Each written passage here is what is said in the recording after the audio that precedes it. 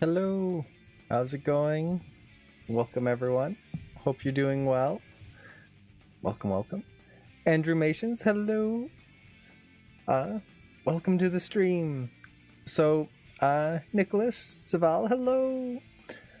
So for today, unfortunately, it's going to be a little bit of a short stream. Roger, flesh-eating robot. That's the awesome username. Uh, uh, Unfortunately, it's going to be a bit of a short stream because I got a last-minute appointment. Like in an hour or so. So I'll have to get going in pretty much like an hour and a half. But I wanted to take this stream, even if it's a short one, to show a tip on animating elbows. Animating elbows. I'm using the pen and zoom tool now. It's such a good tool. I use it all the time. It's one of my favorite tools. And Sylvia, hello. So I wanted to take the time that I have in this stream to go over a demo on posing elbows when you need them planted on something. I have not slept. So if I seem kind of dazed, I do apologize. I only had like about 2 hours of sleep last night. So I might be a little hazy on certain things. But the main thing I wanted to go over is when we have to deal, yeah, exactly, healthy lifestyle. I wanted to go over when we have to plant an elbow on a table or whatever surface. So if we have to have a character animated like this, and we want to be able to animate it easily, for example, maybe the character's gesturing, maybe they're moving around, but we don't want this elbow to be sliding through, or worse, cutting through the table and having to deal with trying to solve that. Because oftentimes what that can result in is having to put a key on every single frame for that elbow to make sure it is somewhat relatively in the right position. And then if anything changes in the animation of the body, you have to redo it all, which sucks. That is awful. I've had to do that before until I figure out this kind of setup. And this is a setup I used when I was a student at Animation Mentor, and I've kind of been using variations of it ever since. Now, with that said, this setup also works for knees. I'm not going to do a knee demo. Well, we'll see if we have time. I might do a knee demo. We'll see. But mostly it'll be the elbow. It's the same premise. But let's see. 2 hours is quite enough. Now he can be awake for days. Exactly, Roger. That's true. 2 hours? I've got 2 weeks ahead of me. No sleep needed. I'm good. I took a sip of water last week. I'm hydrated for the month. This is so perfect. Daniel, hello. So let's just jump right in and get started on this demo.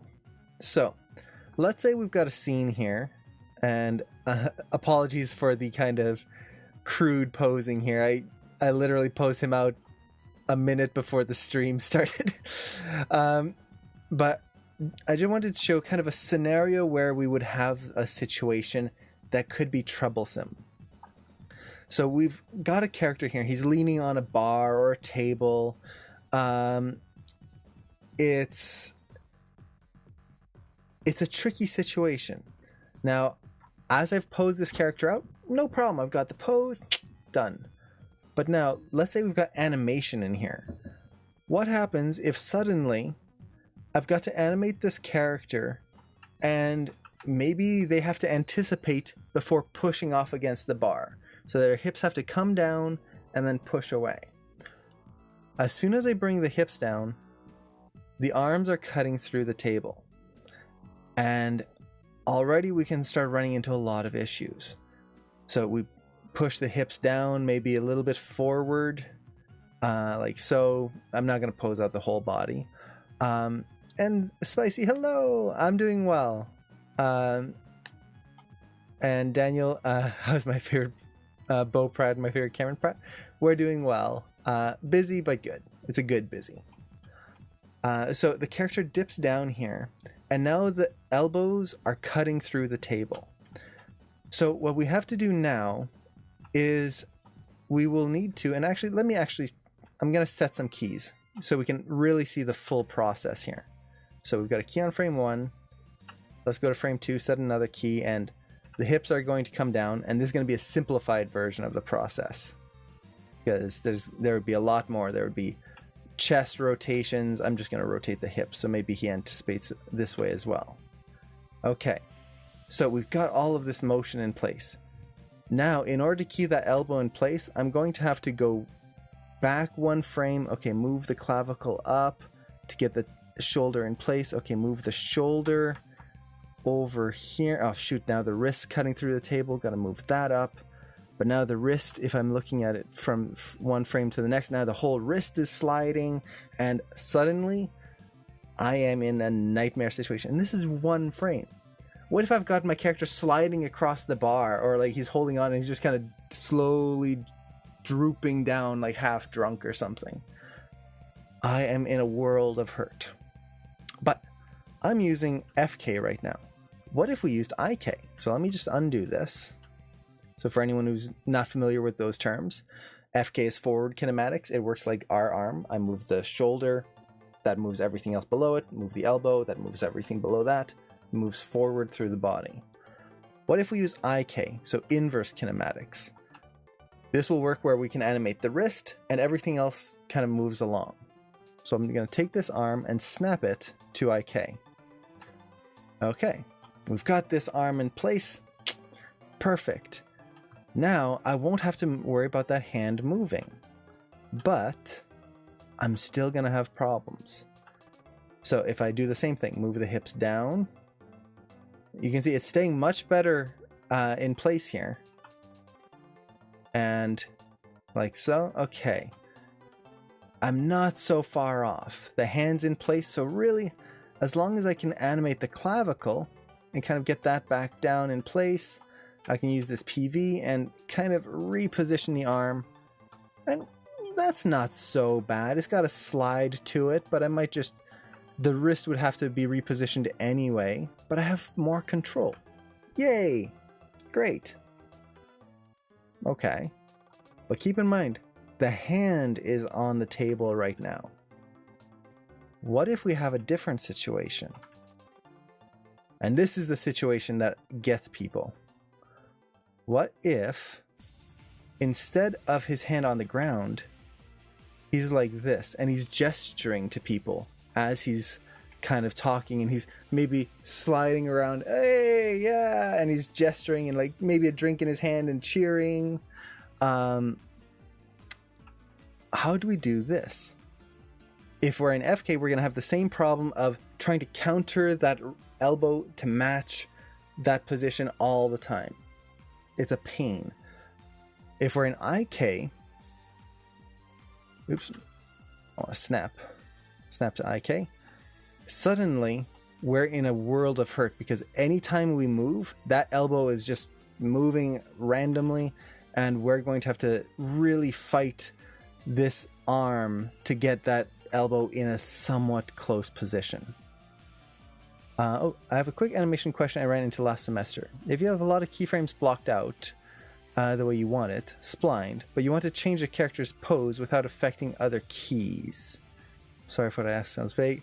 I can cover that in after this. Just remind me afterwards if I somehow forget. But that is a very good question. And it's not complicated, but I want to do a kind of good demo on that for you.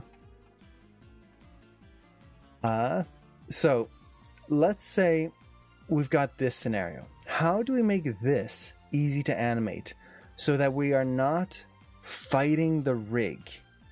Because that's the last thing we want to do, is we don't want to fight the rig. We don't want to have to key things on ones just to get something working. What do we do? Well, there's a few different ways. Now, if you're in Animation Mentor, this is going to be the way to use it with these rigs. If you're using outside rigs, typically they have some sort of setup that is similar to this, but really just explore your rig and you should be able to find something similar.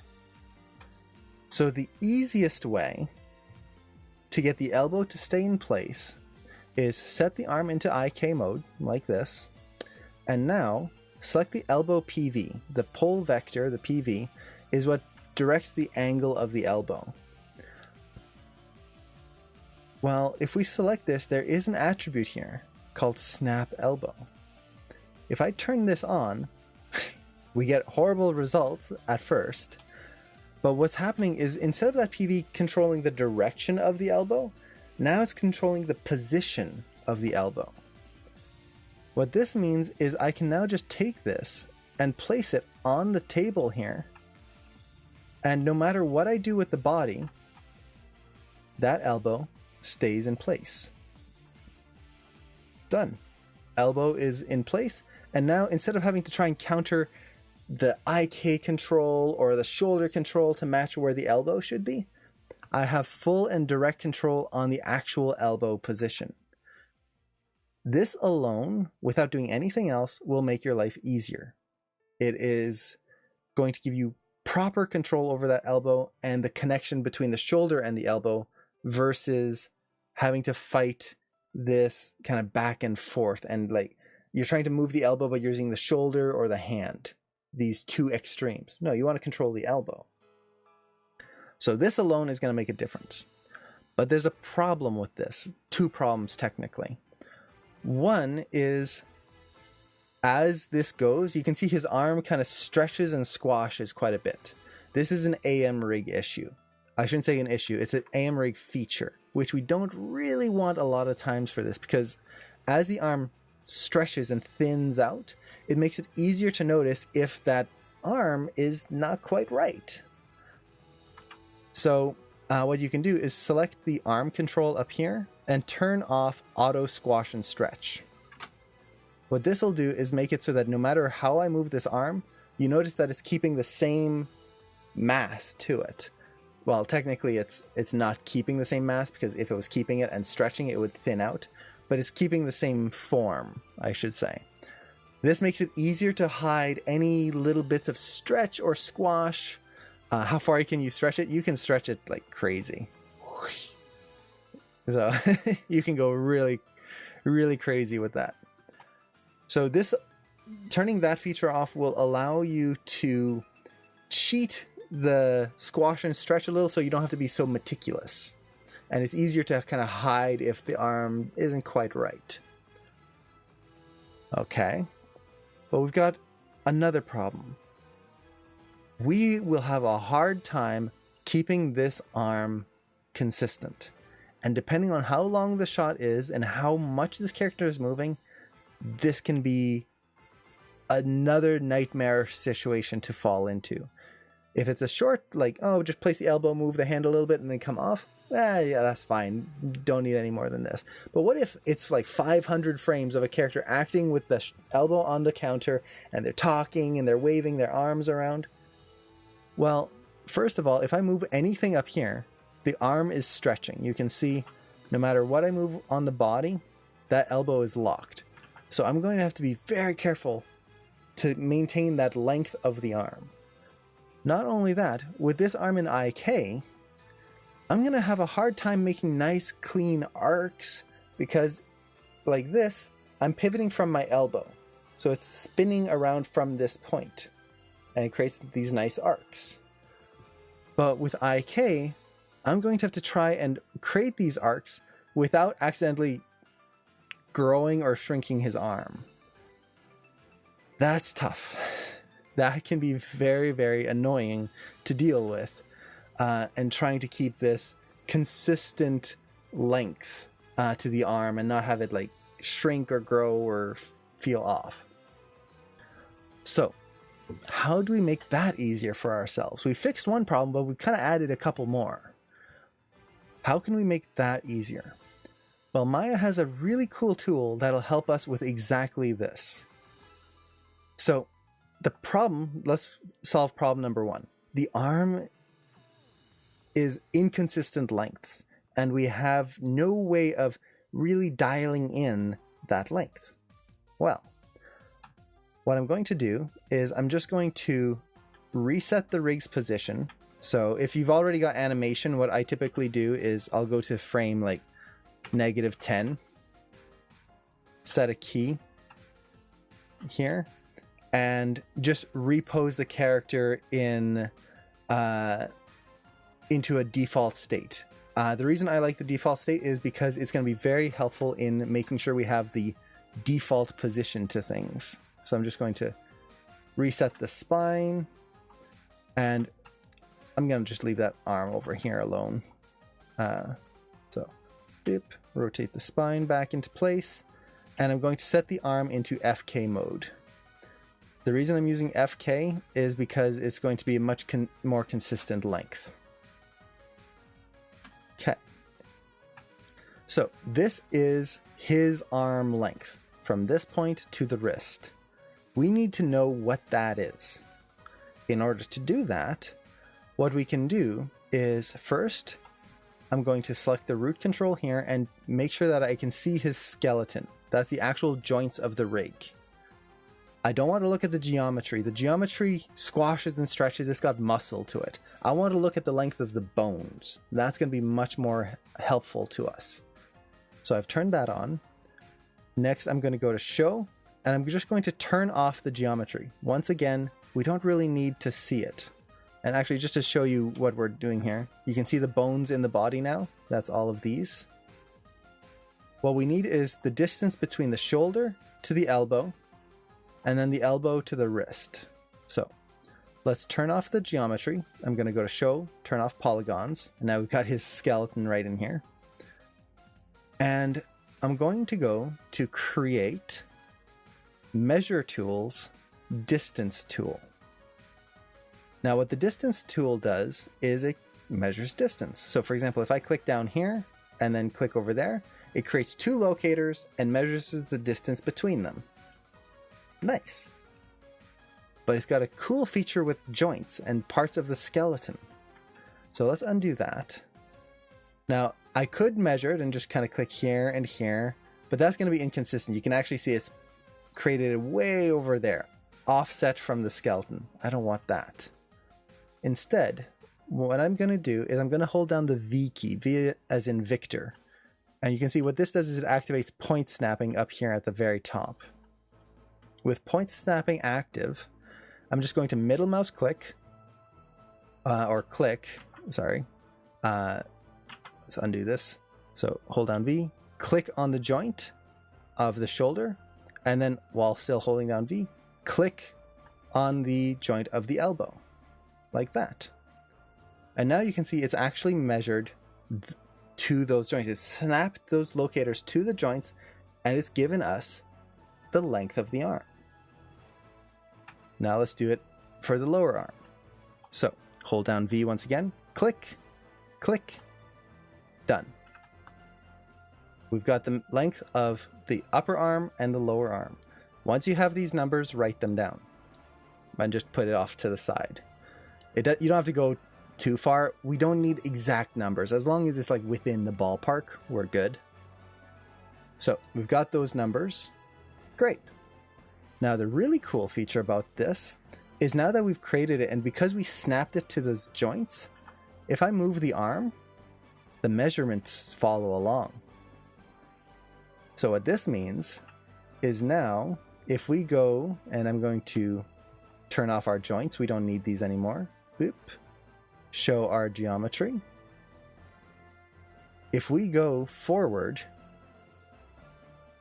over here, those measurements are still there because it's connected to the joints and not to any IK or FK controls. So whether I'm in FK or IK, doesn't matter. It's going to look good.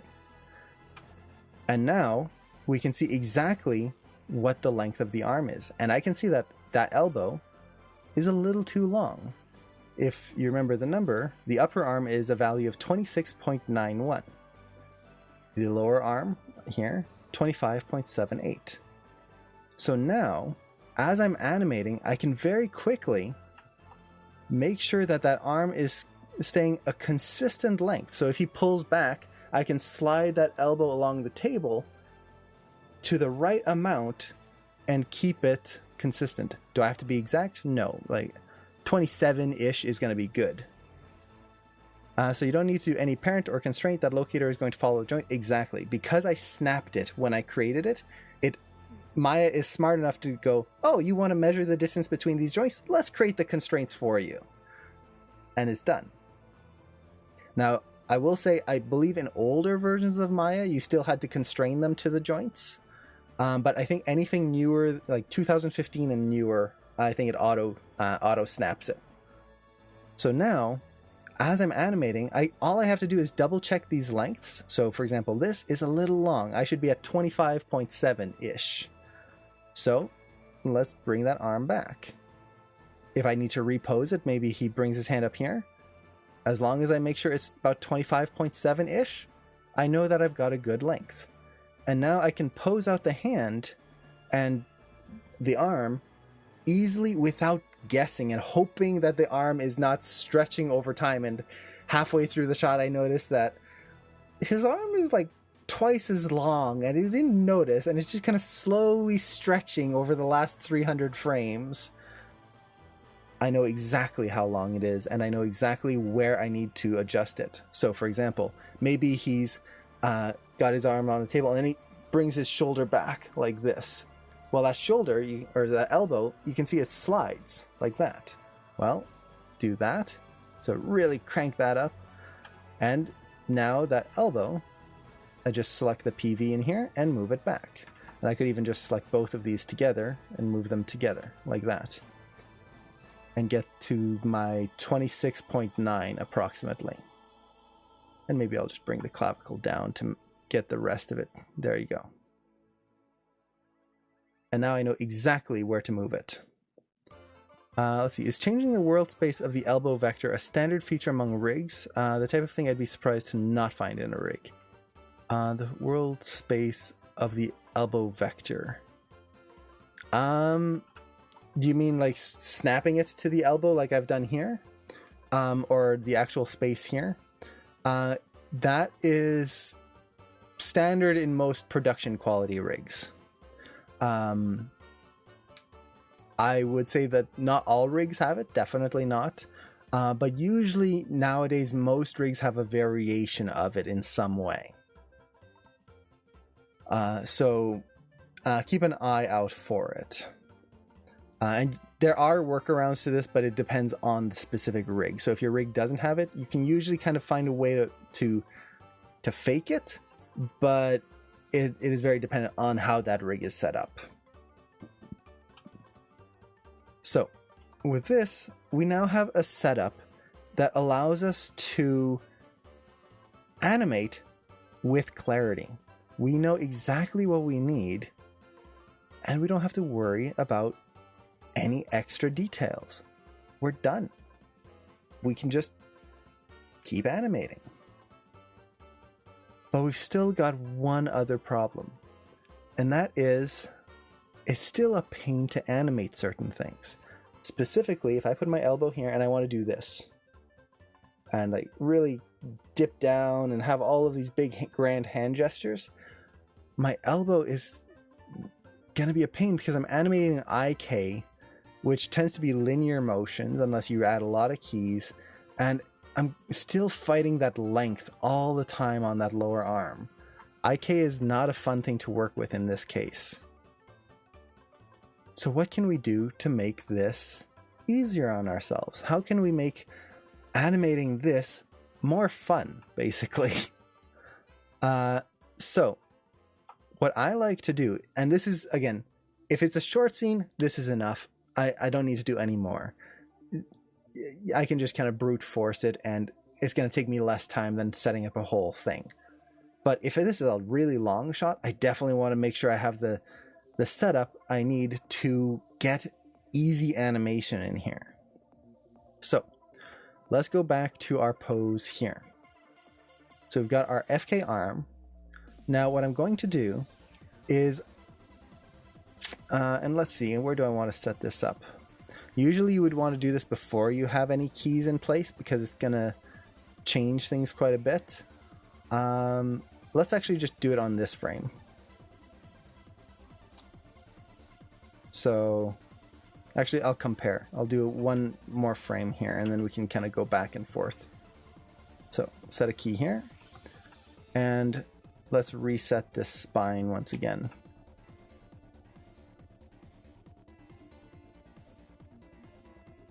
There we go. So on here, I'm going to take the arm, put it into a neutral pose, and then switch it to IK mode in a neutral stance. Now you'll notice that the elbow snaps back. This is because we've still got that snap elbow turned on, which is good. We want that turned on. So what I'm going to do is I'm just going to move that elbow forward until we get the lengths we need. This is very important. I want to make sure I get that length correct before I go any further. Again, it doesn't have to be absolutely perfect, no. But the lower arm, for example, is a value of 25.7, so let's get it like around there. And that's pretty close. That's almost perfect, actually. So we've got the arm in the position and lengths we need. Yay! Now, what I can do is I can take the elbow and constrain the IK hand to the elbow. But I'm not going to do it directly to the PV because the PV has no rotation controls. This only translates. So I'm going to create a locator. I'm going to create a locator, and I'm going to snap it to the PV position. So to do this, one of the quickest ways, select the PV, select the locator, go to Constrain, Parent, and create a constraint, but without maintain offset. Turn that off. What that'll do is it'll snap the locator to the PV. Once I do that, I'm just going to delete the constraint, and now it's snapped into the correct position. Now I'm going to constrain the wrist to the PV here, but I'm going to do it in a very specific way. I'm going to select the locator, then the IK wrist here, turn maintain offset on. This is with a parent constraint, but I'm only going to constrain the translates, not the rotates. Let's hit apply here. So what that will do is allow me to now rotate the arm here from that elbow. And now I can get this motion. It's almost like an FK control with an IK arm. And then I can still rotate the wrist up here. Okay. Now we need to connect the locator to the PV. To do this, we'll just do a simple parent. So I'm going to select the locator, then the PV, and just hit P on the keyboard or go to Edit, Parent. What this does is now I select the PV. I can move that elbow into place, and it's going to look horrible for just a second. Avert thy eyes. It's terrible. Every time I do this in my shot, it's like, oh, I'm not a good animator. What am I doing? I'm breaking his arms. We are very cruel to our rigs. So move this into place here. Again, get that consistent arm length. So it's about 26.9. Does it have to be perfect? No. But now I can take the locator and rotate that. And now I've got an extra control. And I can now animate the arm rotating like that. I don't have to worry about any length issues. That arm length is going to stay absolutely consistent, so I don't have to worry about any stretching. And I can animate him like waving hello. Now you'll notice there's a little lag here.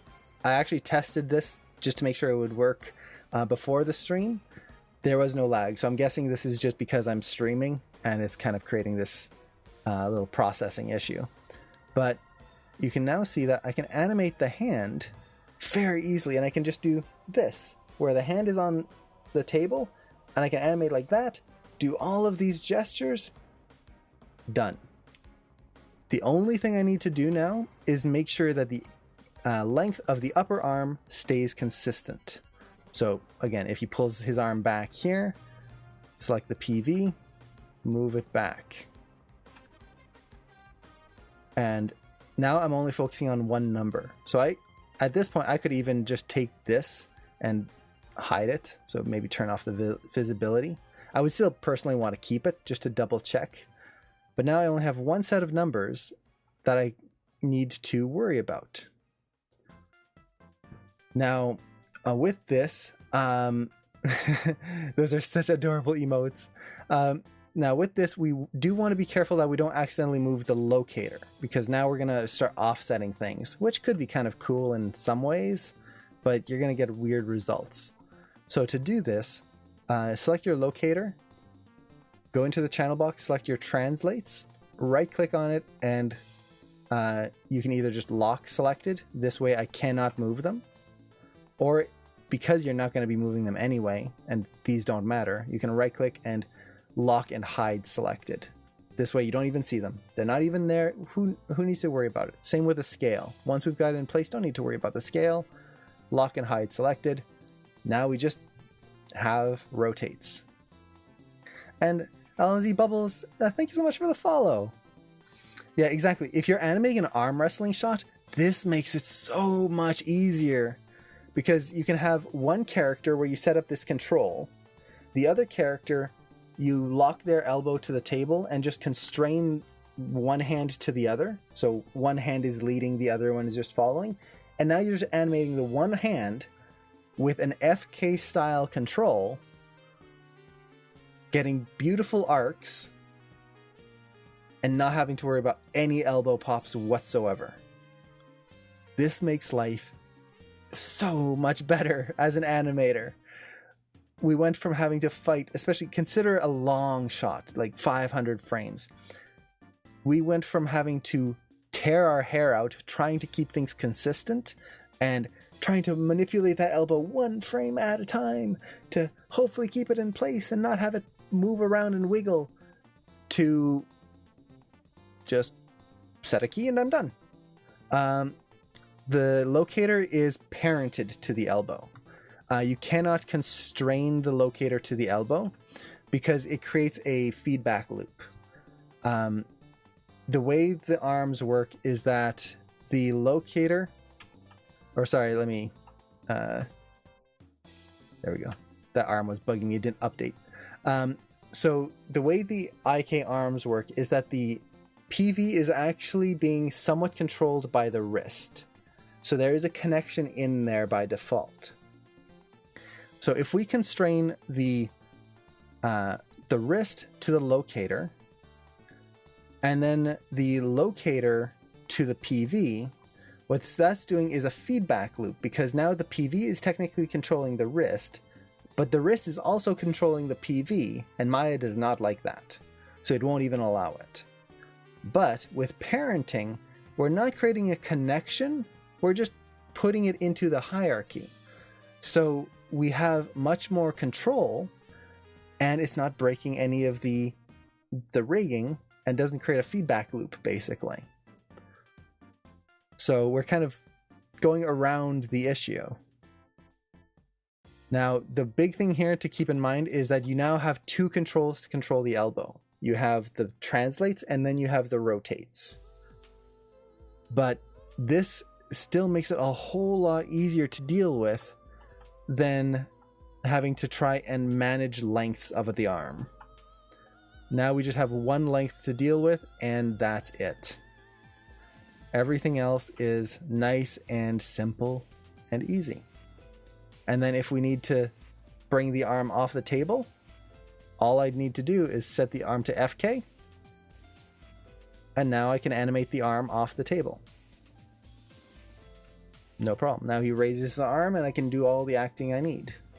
If it still needs to be an IK, it would just be a matter of turning off your constraints. So turn off the constraint, and let me actually show you. That way it's easier to see. So let's say we need to lift the arm, but now it still needs to be an IK. Maybe he lifts his arm and puts his hand down on the table so his palm is on the table. To undo that, or to get to that point, I'll just take my wrist, turn off the blend parent. So now the wrist is going to be moving on its own, and there we go. A little update there. So like that, take the elbow PV and turn off the snap elbow. And now I'm back to a regular old PV. Nothing wrong. And now I can have him plant his hand and place his hand down on the table. And there we go. So you can interchange. You're not locked into this. It's just a simple turn on constraints, turn off constraints, and switch that snap, and you're back in action. Or you could just switch to FK, which that's even easier if your character is just raising their arm and then starting to gesture. So that is the demo on constraining elbows. And like I said, the same thing applies to feet or knees. If you have a character kneeling down, you can use this exact same setup. And I've used this in previous shots, and it makes life so much easier because you're not going to have to deal with the hips. Every little movement you do with the hips, pushing the knees up or off through the ground. The knees are going to start floating, or they're going to be cutting or slipping around. There's a lot of weight going down on these knees. They can't move randomly. So this makes life much, much easier. So that actually went a little faster than I thought, but hopefully that was interesting. I was already having to undo all that setup when the elbow leaves the table. No, luckily it's easy, and if I need to turn it back on, so maybe he raises his elbow, starts gesturing, and then puts it back down, simply turn on the constraint. So select the IK control, turn on the blend parent. This will snap the arm back into place. It's not updating yet. Let me just, there we go. Update that. Take the elbow PV, snap that elbow back in place. Done. Now I've just got that length to worry about, and I'm ready to animate. Like so. So very easy to go back and forth. And this really saves a lot of time. Like if I have to lower his body now, you can see that elbow just stays in place. I will have to adjust the length because it's shortened a little bit, but now I have full control. That's the key here, is the elbow is still going to slide around. This elbow is still going to move when we move our body. It's not going to be nailed in place. But instead of having to fight what Maya is giving you, for example, on this arm, having to now rotate this and get that back into place, and that elbow's now in the wrong spot, gotta bring that down, the hand's in the wrong spot, all this stuff. I just select the PV, and let's see, there we go. Select the PV, and maybe I wanted to slide it forward. Well, I slide it forward and maybe a little bit to the right. Precise control. Maybe the rest of the motion is all in the shoulder. Maybe as he's coming down, his shoulder is going up. So now I can bring that up there. Get a little higher maybe. Boop. There you go. I've got the length and everything's working, and I have that control myself. So I hope that was helpful. I'm glad the channel has been teaching you some stuff, Zombie Zero. That's the goal. So I'm glad I'm succeeding at least. So I did see a couple of other questions. Let's see.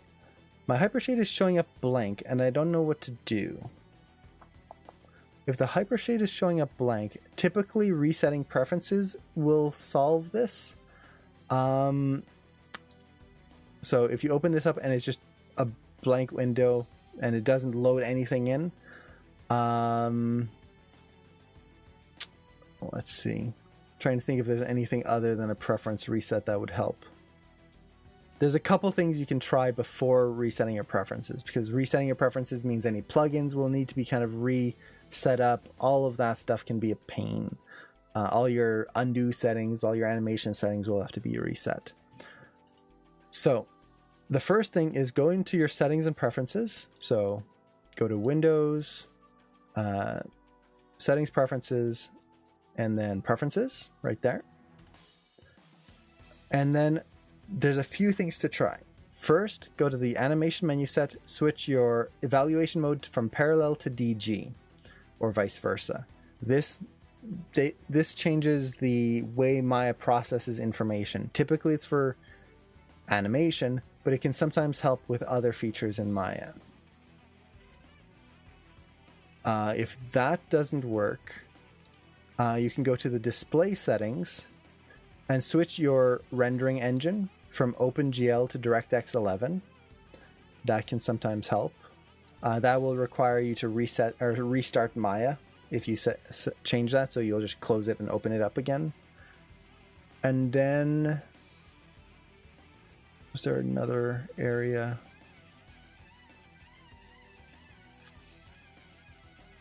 Where was it? There is GPU override, but that just usually helps with crashes, not so much viewport stuff.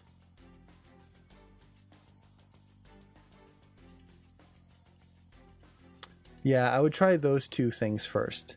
See how that helps with the Hypershade and if it brings things in. What else could be the issue? I know I had it once, but I just reset my preferences and it solved it.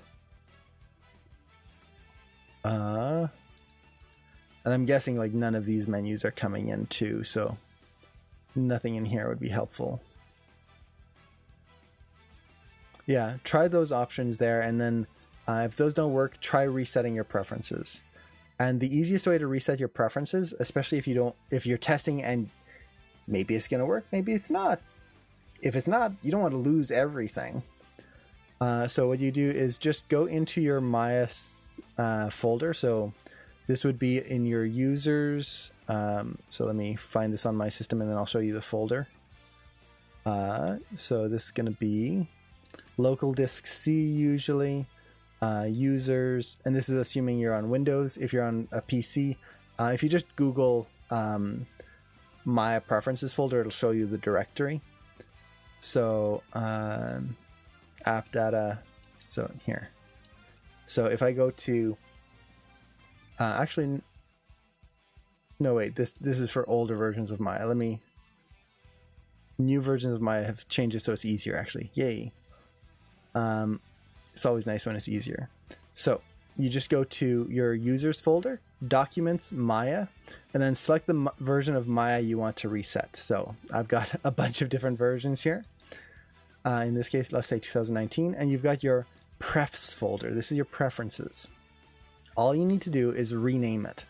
Select it and rename it to maybe backup or old or just anything different. When you restart Maya, it'll ask you to create a new prefs folder. Just hit yes, and your Maya will be reset to its factory default. And this should fix the Hypershade. So if it doesn't, just delete the new prefs folder that came in and rename the old one that you had renamed back to just prefs. And this will bring in all of your settings back, and now you can look for other solutions. So that could help there. And oh, I hear a fire alarm. I'm guessing someone was cooking something smoky. So hopefully it's something smoky and not an actual fire.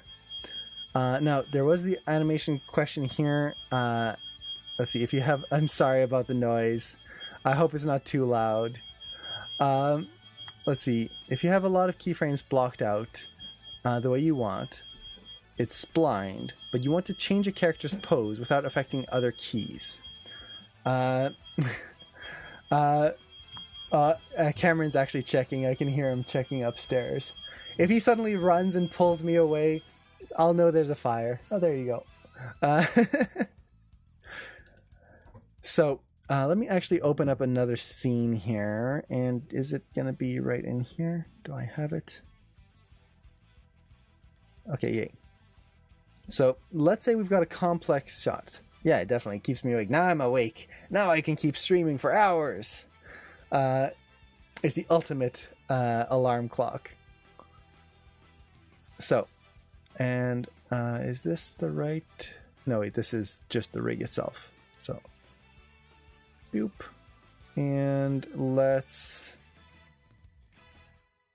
find this folder. I need to organize my stuff a little bit more. And it's version 3. Okay. Yeah, Cameron's been really busy. He's hoping to get back into streaming, but lately he's been teaching a bunch of extra classes, and he's taking a workshop as well, doing some digital painting, which is really cool. So it's been taking up a lot of his time. But hopefully he'll be back soon. So let's say we've got a scene like this, and we've got a complex amount of motion, lots of poses, but we find out that, you know, somewhere in the middle here, it's just not working. One of these poses, it's not working. How do we fix it without breaking everything else that we've done? My favorite way of doing it is the walling off method. So the walling off method is basically you select all your controls, and let me make sure I'm doing this in a place where all the controls are not going to change. So let's say right from here. So you can see I've got keys on every frame. Does this mean that every single control is keyed on every frame? No. If I go to my animation editor dope sheet, this is like your super timeline. You can see that not all the controls are keyed. We've got some on the crest here, some on the eyelids. In the body, there's a lot of extra poses here and there. On certain keys there's a big range there. So we can't just willy-nilly take keys out because we don't know what's going to break and what's not. So we use the walling off method, which is basically we find where we want to start changing the poses, select all the controls, and set a key just on everything. And if we kind of look at my dope sheet now, let's close that and window, animation editor, dope sheet. I personally never really use the dope sheet, but it's a great visual for this. So now I've set a key on everything right there. We go to the end of the segment we want to change. So maybe it's like right here. Set a key. Now we've got a key all the way through there. So our first frame was, I believe, 61. And then our next one is 67. So let's say we want to adjust all of that in that range. It could be a bigger range. It could even be a smaller range. What I can do now is just delete all the keys in the middle. Right click, delete, done. Now there's going to be no animation in here other than what I now put. So if I need to change the entire pose here and suddenly have, this is not going to be a good example because I kind of picked a spot that the character isn't in a great pose to change. But let's say I want to really bring this foot flat. Maybe it comes out a little bit more that way. So now we're kind of breaking this down in a little bit of a different way, or maybe that foot even comes in this way so we get a bigger kickoff, and maybe the hips will have to switch over here. So shift the weight over. I can quickly change that. So now we get that. I will have to adjust my animation later on, but I'm not going to be fighting everything just to get this pose done. So Dope Sheet is the final boss of Maya. Dope Sheet it's fun, but for certain things I find most of the time it doesn't have a great, like, I use this for this specific thing all the time, and every shot I open it up at least once. I open it up once in a blue moon basically, and it's for situations like this, just to double check my keys, but not much else. But this is what I would do. You do the wall off method. A key on everything before the section you're going to change, key on everything after the section you're going to change, and just delete the middle and rebuild it from scratch. That's usually way faster than trying to rebuild your pose and, okay, make it work a little bit. Oh, now the frame after is all broken and the frame before is all broken. Let's change those. Just don't worry about them. Delete them and reblock it from scratch, basically. It's going to be way faster, way cleaner, way easier. You'll still have to do a little adjustment to make that new pose work in the grand scheme of things. But after that, it's really just kind of graph editor, tweaking some curves, making sure there's no little pops or wiggles, anything like that. So I hope that answers your question. Did you use the dope sheet for anything there, or was it just to show the keys? Just to show the keys. It's really just to show that not all the controls are keyed on the same frames. So as you can see, like there's some keys on certain controls and not on others. I didn't actually use the dope sheet for anything else. Sometimes I'll use the dope sheet for retiming things, but I find the graph editor works better. And the nice thing with the graph editor is it's got the retime tool, which I kind of like, which means you can just click on here. It's right there. That's the retime tool. And now I can just double click to add some markers and use this to retime my whole shot. And you can see it stretches the part in the middle, just moves the part at the end. So I can make this really short without affecting the rest. I can add more markers to kind of refine this. It's a really nice tool for kind of doing quick retiming. So I like the graph editor. This is what I kind of I grew up with in my animation career. Now there is another question here that I saw. Where is it? I know I saw it. Oh, how do you color your keys? So the way I color the keys is you can do this in Maya by default, but it's kind of tricky. Instead, what I use is Animbot, which is a plugin. And right here, you can actually set the color of your keys. So for example, if I select my key, let's say over here, I can maybe set that to a yellow key or a green key, and just kind of recolor them there. I don't know why that's not going to green for some reason. But yeah, you can recolor your keys through that. I do it rarely. I did that mostly to show like people where I was adding keys and breakdowns and which ones were which. The reason I'm not a fan of this is you can set the color of the key.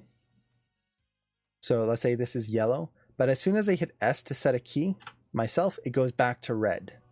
So if you're not careful and you've got all your breakdowns and everything's color coded, breakdowns are green, you've got your in-betweens in yellow, your main keys in red, everything's beautifully color coded. If you hit S and don't remember to reset the colors, suddenly it's all a mess. And now you've got like, oh wait, why do I have a key there? Shouldn't that be an in-between? But where's the breakdown there? And it's like, it messes me up if I'm not careful. Does it mean I'll never use it? No, I will use it, but I don't use it consistently. It's more just kind of, okay, I've got this segment over here. I need to remember to tweak that. Let's set that in green. Oh, I've got this thing over here. I need to remember to fix something there. I'll set that in yellow. Or just, okay, I'm having trouble focusing on which are my keys, which are my in-betweens, especially for complex motions. Let's color code that just for this segment. Honestly, what I prefer is using the markers, which is this button over here. It's behind my camera. So let me just turn off my camera for a second so you guys can see. It's this button right here. It's kind of the ruler. And what you can do with this is, let's say I've got a segment here, and this shot is kind of getting torn to pieces. But let's say I want to mark the flip. So I'm going to select the range where the flip happens and use this, and I can color code this segment. And now I've got this marker on my timeline. Well, this is the flip. Okay, now I've got this moving hold before she grabs the staff, which everything is being retimed and broken. So this is my moving hold. Let's retime, or let's mark that and maybe make it blue.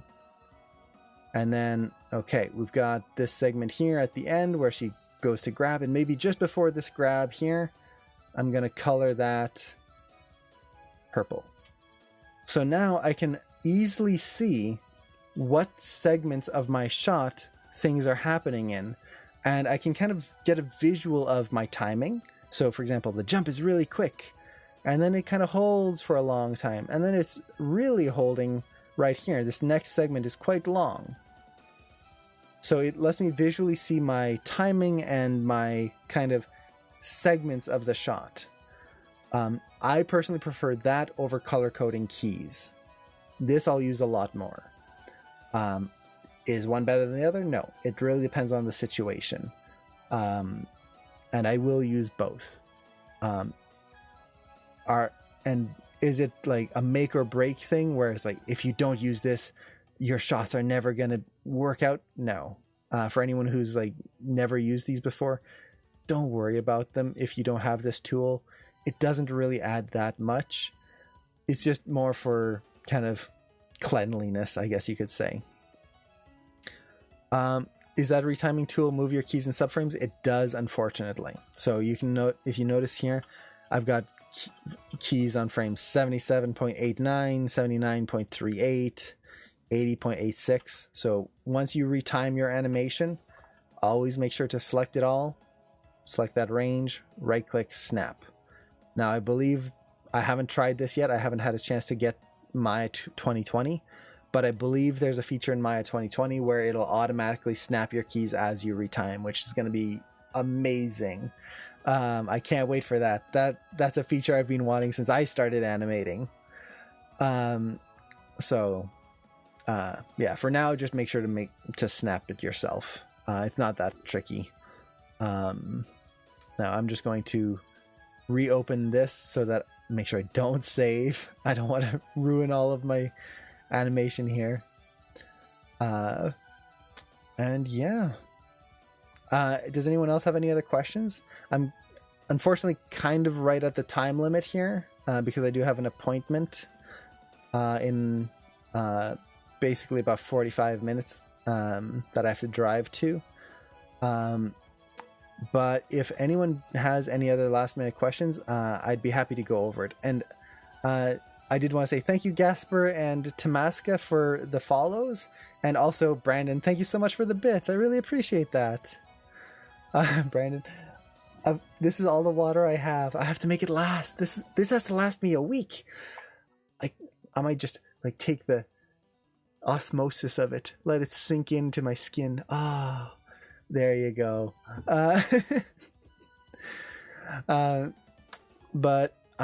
Yeah, hopefully these were helpful. I know this was kind of a short stream, but hopefully that elbow. How often do you stream? You can find the schedule down below, or I believe actually this might be an old schedule here. I believe the command should be schedule. Yeah, we're not animating, or we're not streaming on Wednesdays now. We're streaming on Saturdays, just to try and see how those times work for people. Wednesdays was kind of, I think most people were at work or busy, so I figure Saturday might work better for people. But it's Mondays, Saturdays, and Fridays. Mondays, Fridays, Saturdays. And Saturday would be at 9 a.m. So, yeah, the schedule below is correct. I forgot to change the command. I totally forgot about it. I don't use commands very often. But yeah, and if you are interested in joining more streams, or especially if you are interested in learning a specific thing about animation, feel free to message me. You can do that in the Discord down below. There's a link there, or I think if I type in Discord, there's the link there. Feel free to message me on there, and I'd be happy to prep a demo for you, especially if it's like a bigger demo. I can get some time to prep something. That was the elbow demo today that I did of keeping the elbow on a table. That was a request from a student who who was just wondering how to do that. So I figured, I'll just show it and maybe it'll help some other people too. So definitely feel free to ask questions and request demos. I love doing that. That's an old t-shirt. It's old in the sense that it's cracked. I don't think they updated the design, but you can see like it's all cracked and like faded a little bit.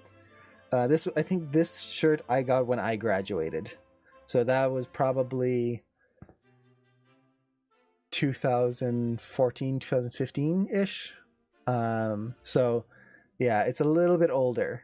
Not quite 2009. It's a little newer than that. The old 2009 logo was a little bit smaller, I think.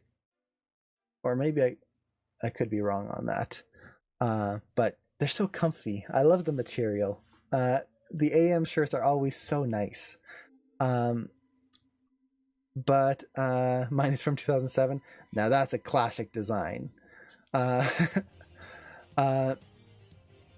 So I guess if there's no other demos here, I might call it just so I can prep for my appointment. If once again, if anyone has questions or requests, feel free to message me anytime. And with that, hope you guys have a great weekend. Maybe I'll see you guys on Saturday, tomorrow. And best of luck, especially for those of you in AM or currently working on assignments. Best of luck on your assignments. So take care, everyone, and I'll see you around. Bye.